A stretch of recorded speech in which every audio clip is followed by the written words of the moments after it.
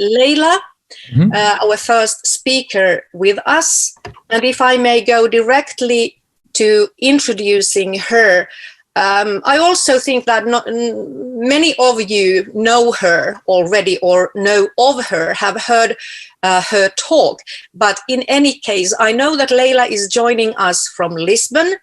So welcome, Leyla. And you are a great, well-known TED speaker and a lifetime UNEP champion for Earth. You have been called a sustainability provocateur, and I think that's a really nice title. I'm quite envious of that kind of a title.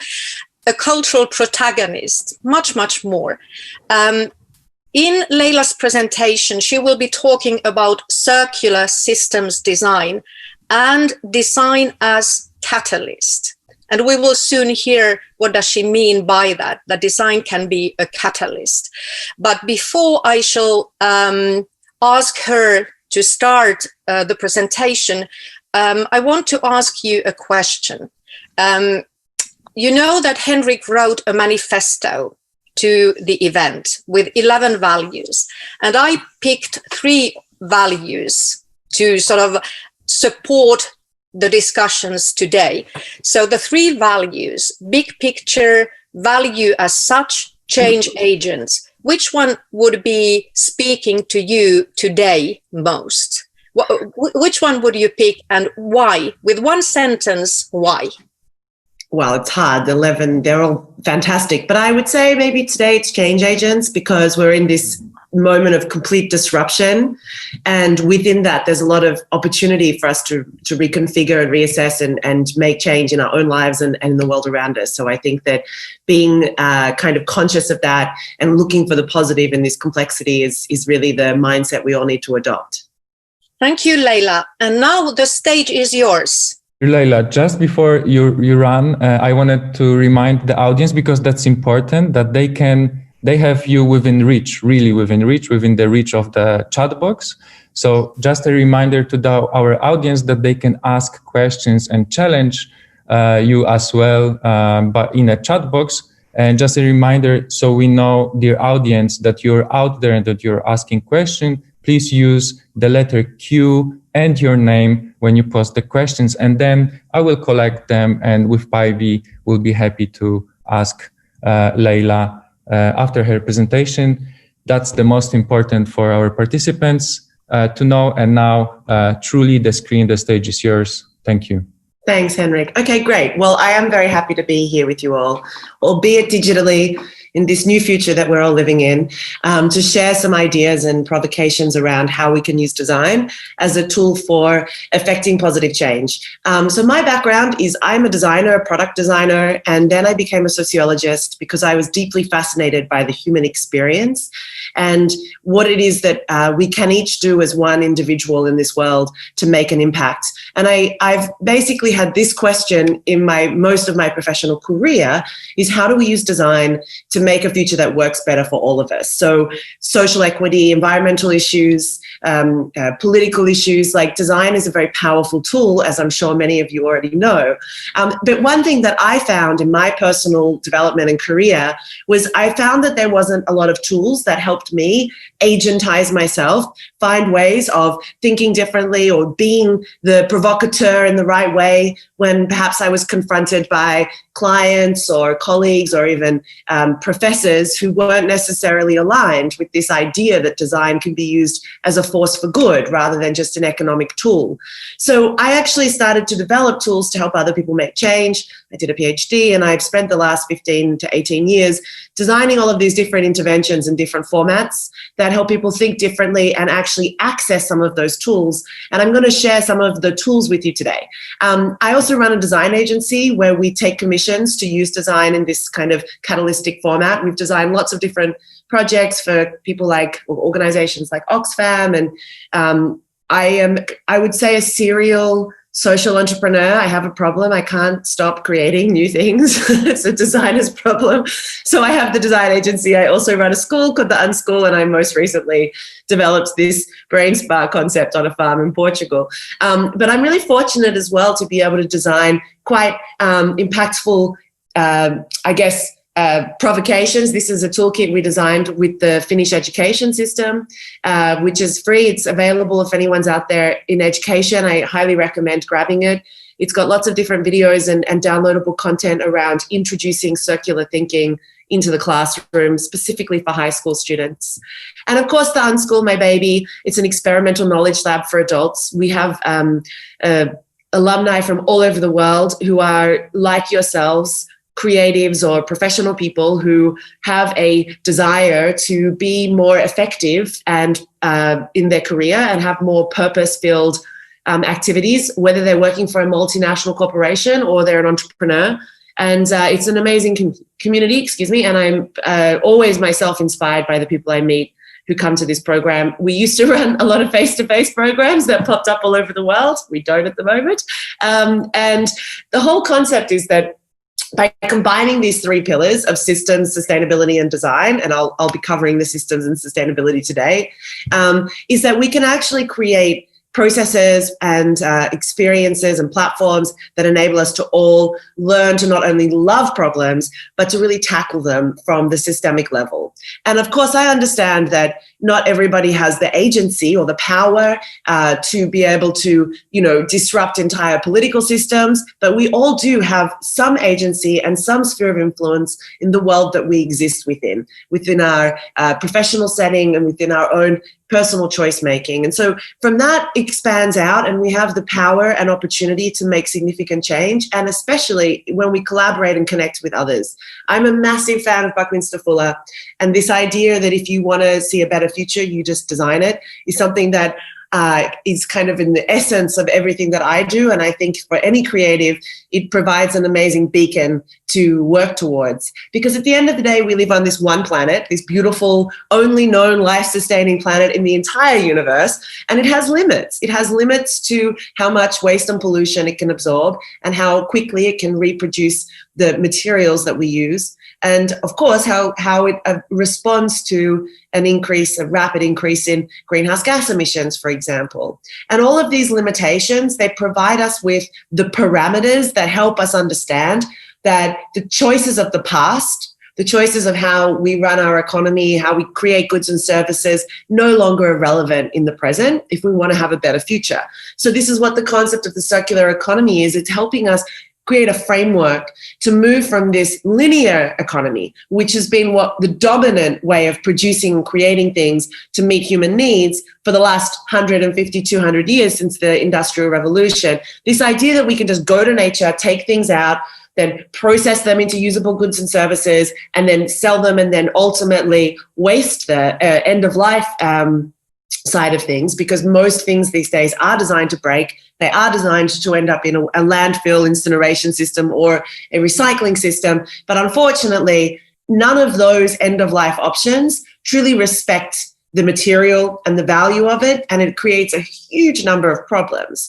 The thing is that when we look to the system that we live within, this planet, what we learn is that nature, the thing that created us, the thing that we rely on every day in order to survive, we breathe in oxygen, we eat food, we put nature in our bodies every day, that essentially nature's entire design principle is to create regeneration. So everything in nature has a role to be able to create more life. I think the one thing I've learned recently from doing farming and agriculture is that nature is optimized to create life. One part of the system might die, but it is creating the building blocks and resources for another part of the system to survive, because the ultimate goal is the success of the entire system. And so when we look at some of the problems that are around us, whether it be ocean plastic waste, climate change, social inequity, responding to pandemics that have been directly related to the destruction of nature and the increase of air pollution, the areas where people have had higher deaths are often correlated due to a recent study from Harvard. So what we're seeing is that this These are the systemic outcomes of a series of actions that, believe it or not, we all play a role in, whether it be in our individual life choices or in the roles that we play professionally. The bigger problem, though, is that a lot of those issues, we only see what we call the top of the iceberg. So when we go to approach these problems, it's quite common for us to just look at the very obvious elements of it. I think this is changing. I think the debate that we're having right now about social equity and systemic racism essentially speaks to the fact that we're enlightened to the reality that this is not just a superficial problem, that this is a very intrinsic and embedded issue that we need to reconfigure in the systems thinking terminology, our mental models or our mindsets, so that the outcomes, the events that we see, are actually systemically restructured rather than just glossed over.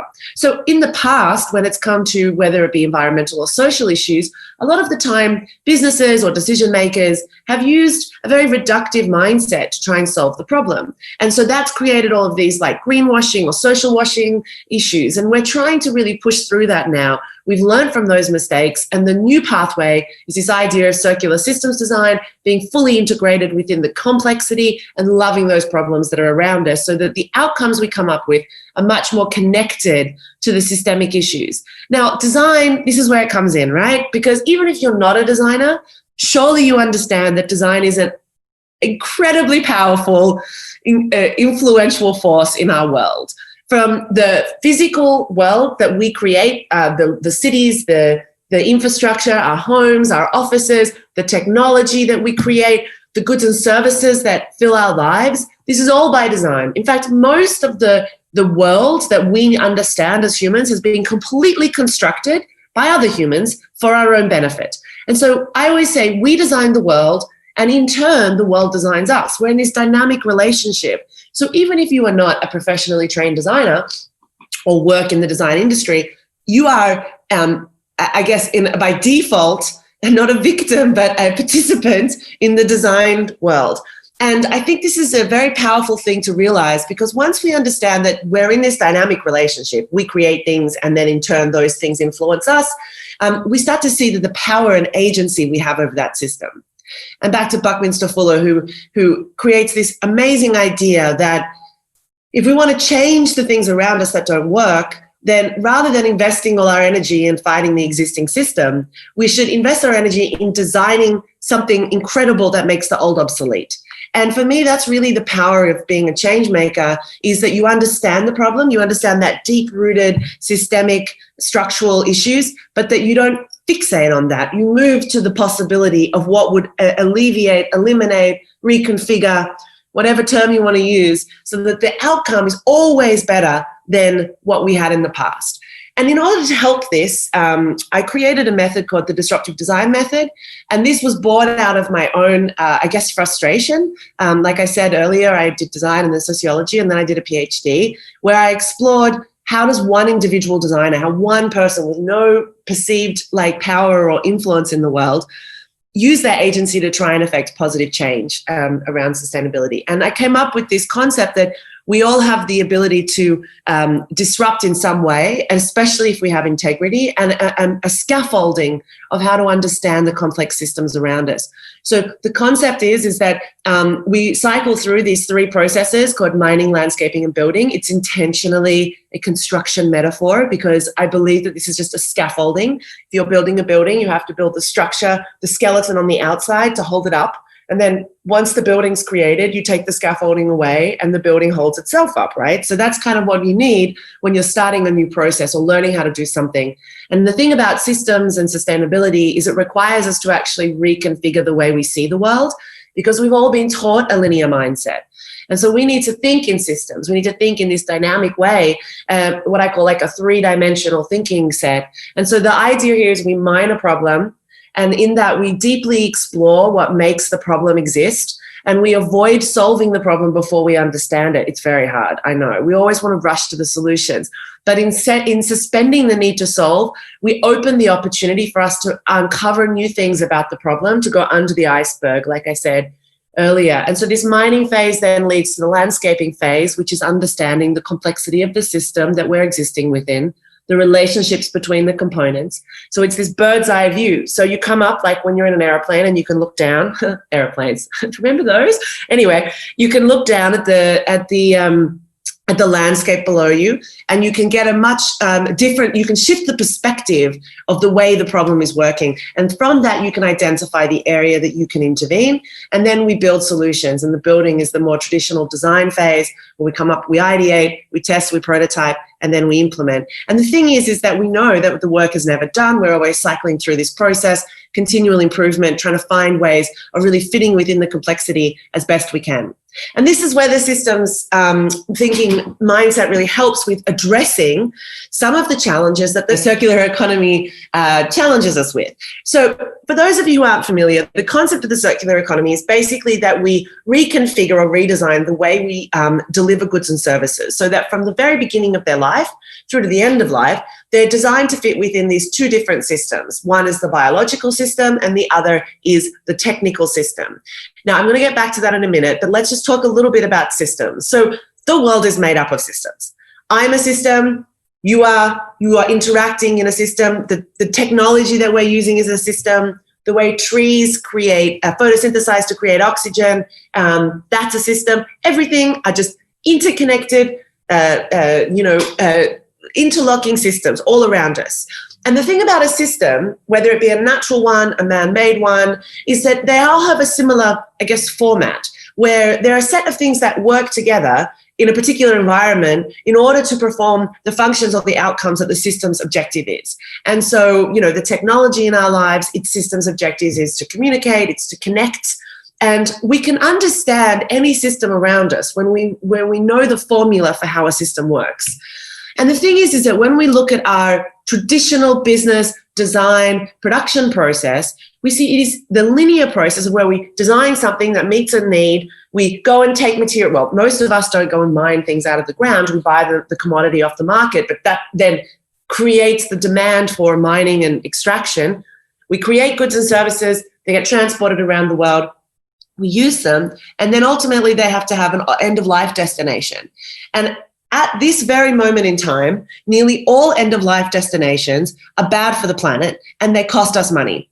We have to pay for the removal of waste at a local level and at a governmental level. And since 2018, China decided that they didn't want to accept any of the world's trash anymore.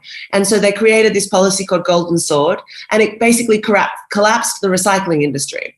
And as it stands right now, only 9% of all plastic ever produced has ever been recycled. So the idea that recycling will solve the problem is a very reductive idea. So what we need to do is we need to be able to see, I've reconfigured this, what you saw earlier for the systems, for the circular economy, is we need to see that there are two kind of parallel systems at play when we're making decisions about goods and services in the economy. And so we have, of course, the natural system, things that can be metabolized back into nature with ease, such as organic waste or even, uncoated paper, whereas more technical products that involve plastics or minerals and metals like this, they need to go into the technical stream. And that means that right from that very beginning of the process in the design phase, the design and the need phase, we change the mindset of how we create goods and services. So one of the ways that I help explain this is through what I call the metabolism model. The thing about nature or the whole world is that it's just varying degrees of metabolism. Our bodies metabolize food to give us nutrients. We extract nutrients from the food we eat. We have a waste product.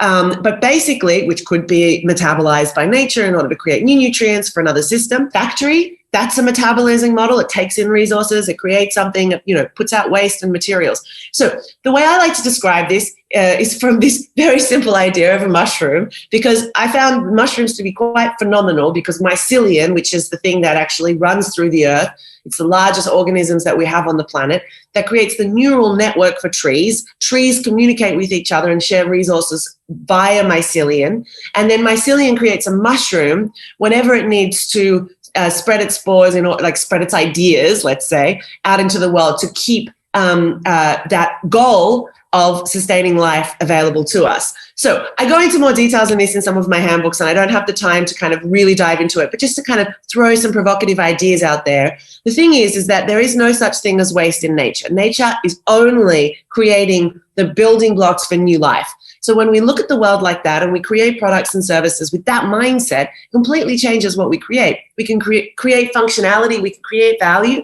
but we're no longer creating waste. So for me, I call this post-disposable design, designing for a world that no longer has disposability in it. Now, we have been progressing. Okay, look, also everything's changed in the last 6 months, right? Everything since January has completely changed. So the predictions, the statistics, we were tracking to kind of, this year be another hyper growth year. Unfortunately, we all kind of got stuck in our sheltered in place. So the environmental impacts have actually been really positive. But when we saw this happen with the GFC, the rebound effect after the kind of financial crisis and the economy kind of got back into a kind of status quo, we saw a huge impact. So we need to really figure out how to not make that happen this time. And one of the ways I see it is this. It's about value. So in this diagram, what I'm trying to illustrate is that we have these two systems, the biological system and the technical system that we need to design within to metabolize the materials that we extract from nature in a more benign way so that don't produce problems such as ocean plastic waste or carbon emissions through organic materials in landfill. And that's all about value. It's all about the way we create value. And I think that what we've done recently in the last 20 years especially is we've made disposability valuable. It makes us look good to be able to waste things. And there's a whole history behind this, but I'm not going to go into it. I just want to challenge you to think about this, because right now, especially with this crisis, we've gone back to this idea of disposability being completely normalized, or the disposable face masks, disposable gloves, and it's normalized and it's okay because it's protecting us. And I think that mindset is fundamentally wrong. Of course, we need safety and protection, but at what cost? And that to me is a really big challenge, because it is difficult when we're talking about people's lives and we're talking about our collective fears and we're talking about really genuine risks. But at the same time, we need to find ways of ensuring that we don't use the same thinking that got us into this mess to try and get us out of it. Because one of the known correlating factors is that humans' actions on the natural environment, our encroachment and destruction of natural systems, is one of the reasons that this pandemic and any other one that we'll have in the future was able to so quickly jump to humans and create such a ravaging effect. So let's talk about this shift in mindset.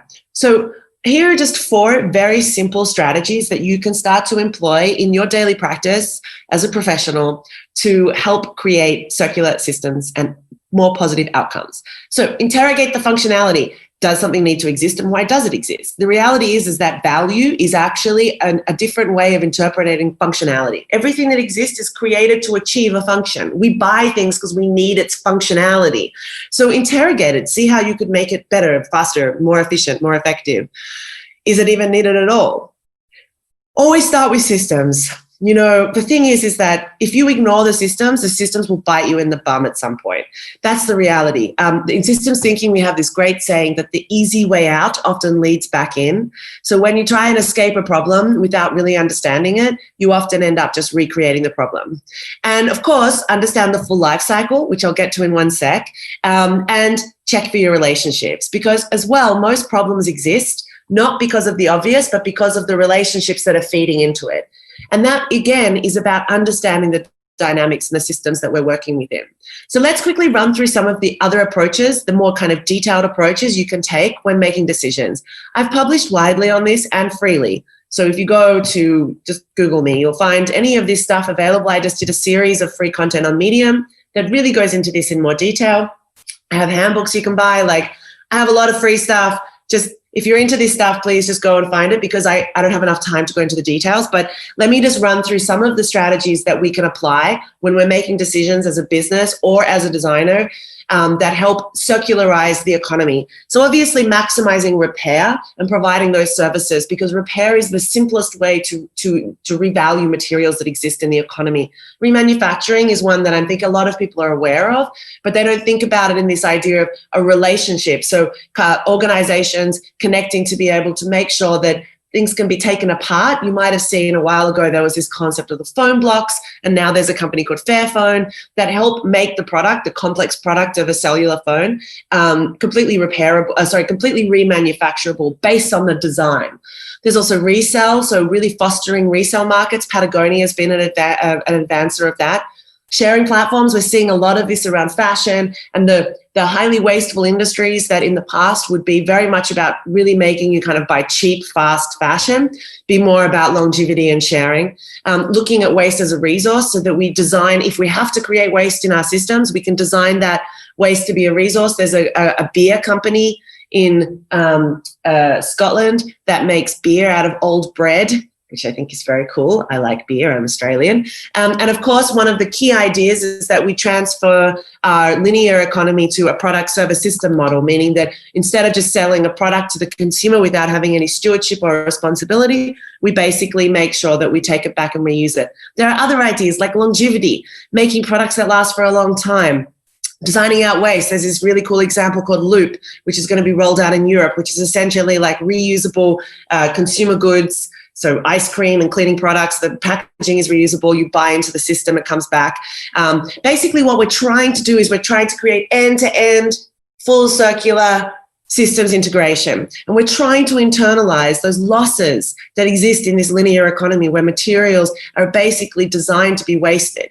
And really in the big picture, we're trying to move from exploitation of the natural systems and the human world to one of regeneration. Because for me, that's the biggest challenge. If we as a species with all of our technology and intelligence and capabilities can give back more than we take from this beautiful planet we share. And just to finish, I want to really quickly say, there's this idea of thinking about the full life cycle of everything. This gets a bit nerdy, but essentially everything that is created, everything that we ourselves create or interact with has a story to tell. It can tell us how it was made. If we look at the full life back on, the material extraction, this full picture, we can understand how to redesign things to make them more benign or more regenerative with the systems around us. And so what we're always trying to do with this kind of thinking is we're trying to find the place in the system that's going to make the most change. If you want to go through this process with any product that you already have, I created a free, very simple toolkit. You can download it online, and it basically goes through life cycle thinking, systems redesign. It explains all of the stuff that I've talked about in detail, because at the end of the day, we need more people like you figuring out how to make sure that today's solutions don't become tomorrow's problems. And one thing I'd like to remind you of is, even if you're not a designer, we are all citizen designers of the future. The things that we do today, the actions we take in the economy, the choices we do and do not make, they have impacts. And if you want to get started on making your life more sustainable, then you can go online to this collaboration I did with the United Nations. It's called the Anatomy of Action. We all have one. It's our hand.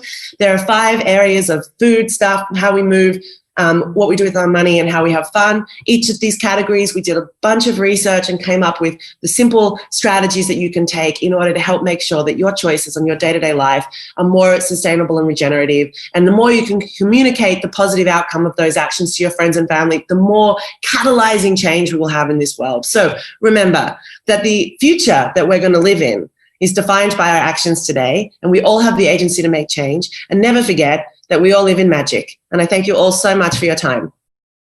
Thank you, dear Leyla. You're welcome. That's a lot in 22 minutes. I know, and I was exactly on 22 minutes. Yeah. Fantastic. We appreciate that very, very much, of course. Yeah, but you speak fast. I know, but the thing is that if I spoke too fast for you all, when this is available online, the magic of technology means you can click the little gear icon and you can slow me down, and then I speak at normal speed. And then we can have like 15 minutes. Yeah. Yeah, but I think this was a good message to everyone who was listening to you, because you have so much to say, and everything you say is important. And something that is worth paying attention to. So the good news is that everyone who has been listening can go back to your messages and slow down a bit to be able to have a look at these great slides and then listen to your speech. But thank you very much. I've heard you speaking before, and it's as inspiring as ever. Now I'm asking Henrik, do we have some questions from the audience already?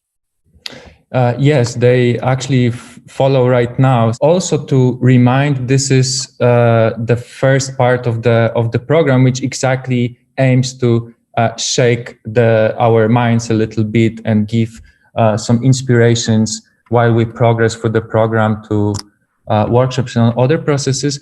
But I will ask the first question from Zuzanna. Are there any good tips on what arguments to use to encourage introducing circular approach within a company which still puts financial aspects first? Yeah, great question. Yeah, this is from a change agent and topic of agency, and your advice how to take first actions, being this one seed planted in a... Yeah, well, it really depends on the culture of your organization, number of people, the industry they work in.